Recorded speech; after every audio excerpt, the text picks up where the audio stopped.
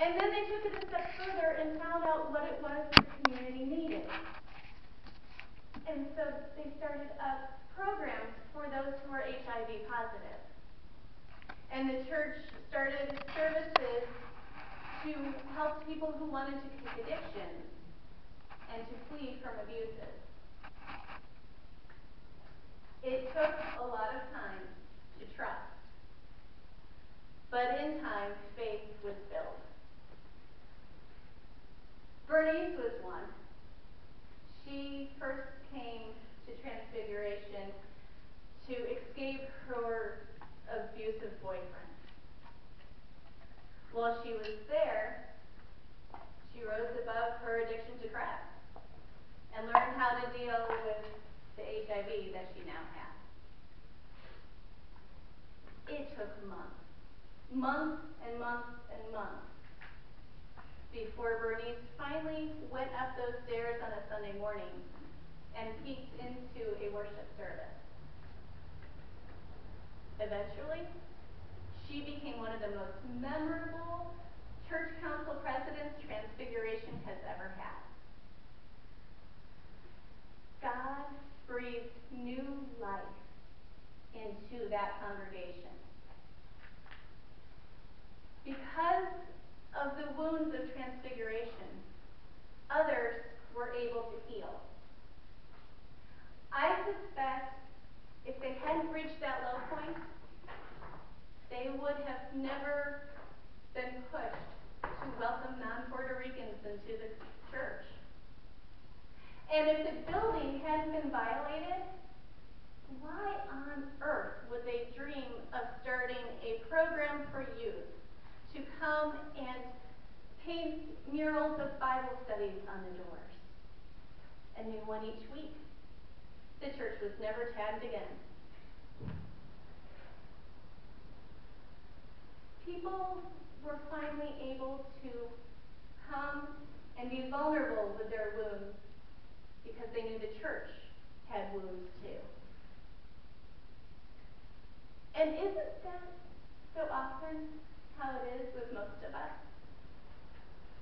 It's easier to let our guards down and to be vulnerable when we know others have been through similar things.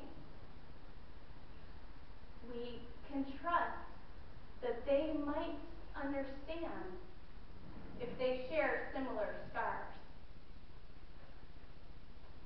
I know for me, when I was in 7th grade, my father died. And as supportive as my family and my best friend was, well, my best friend's family was intact. So I didn't go to her for comfort. Instead, I went to Monica and John, who were other 7th graders who had lost their parents. Because I knew that they would understand. I didn't have to tell them how I felt. They already felt it. And when I struggled with infertility in secret because I was ashamed and angry,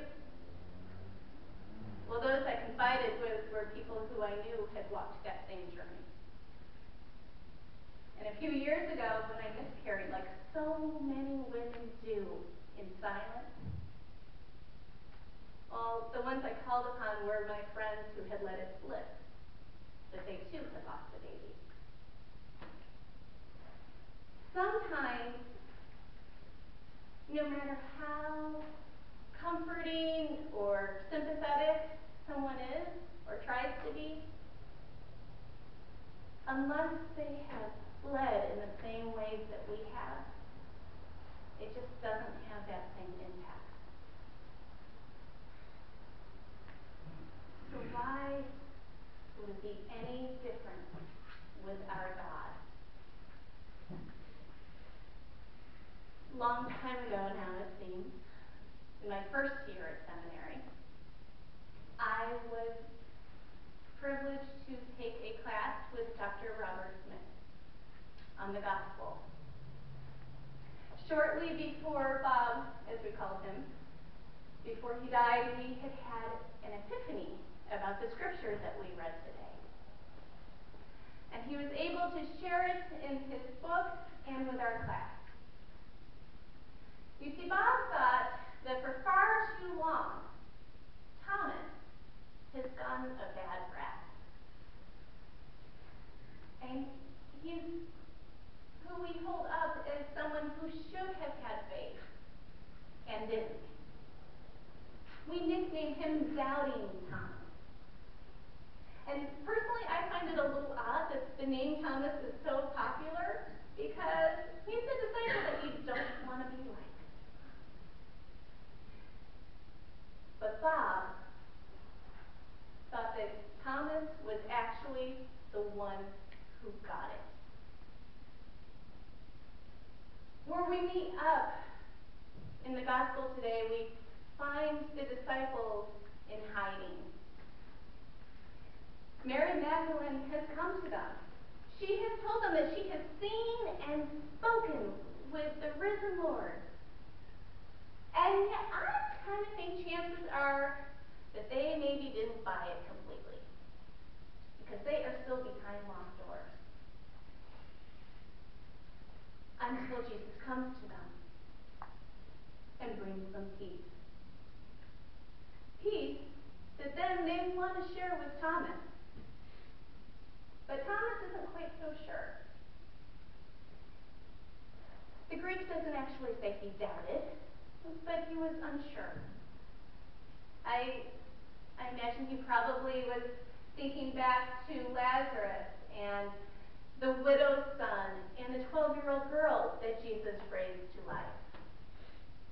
And so even if it was Jesus, for Thomas, that wouldn't be enough. Thomas needed to see Jesus' wounds. Throughout the Gospel of John, we are directed to look at Jesus in order to know God. And so, until Thomas saw Jesus' scars, could he then exclaim, "My Lord, my God"? Thomas knew that he needed a God who was willing to bear the burdens of God's people, who could feel our pain. We don't submit to some God who is somewhere out there, whose scars have instantly vanished, a crossless Jesus, if you will. No, we bow down to a Jesus who carried the cross and who bled to show us God's love. If Jesus did not have wounds, if they were instantly gone, well then how could he grieve with a veteran who has lost a limb? And when there is a victim of a hate crime, he would walk alone as he struggled through rehabilitation if Jesus had not been rejected. If Jesus had not suffered, he could not share the silence with a breast cancer patient trying on her prosthetic for the first time.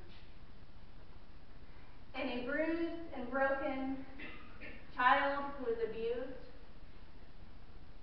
could just wear long sleeves and hide behind them and cry in secret if Jesus did not have any mark.